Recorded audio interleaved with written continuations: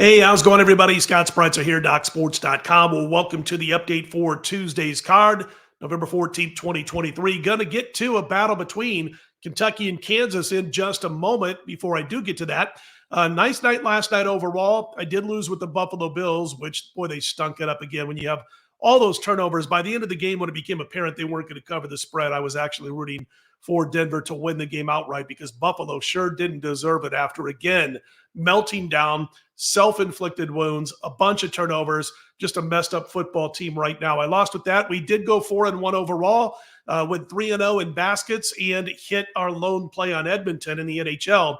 So a nice 4-1 Monday to kick off the new week. And be sure to check out my homepage on Tuesday. College basketball, NBA, NHL, all featured. Now, my college basketball is on a run of almost $13,000.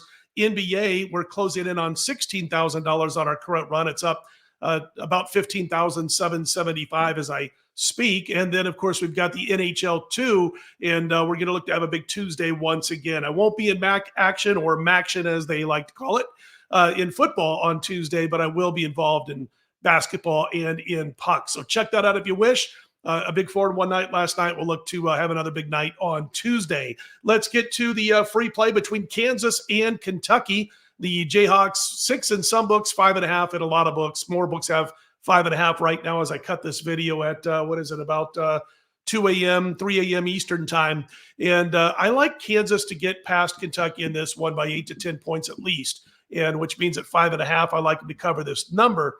If you look at Kentucky right now, they're really banged up. Their big bodies are banged up. Few injuries to this team that could cause them some problems here, because don't forget that Kansas were able to sway Hunter Dickinson, the big 7'2" big man, away from Michigan and bring him into Lawrence, Kansas now.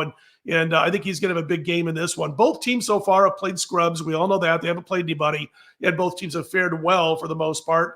Kansas shooting lights out no matter where they shoot the basketball thus far through a couple of games, whether it be two-pointers or outside the three-point line. And the one thing about Kentucky thus far, despite the fact they played a couple of bad teams, is they're not shooting all too well from the deep perimeter, from behind the three-point line.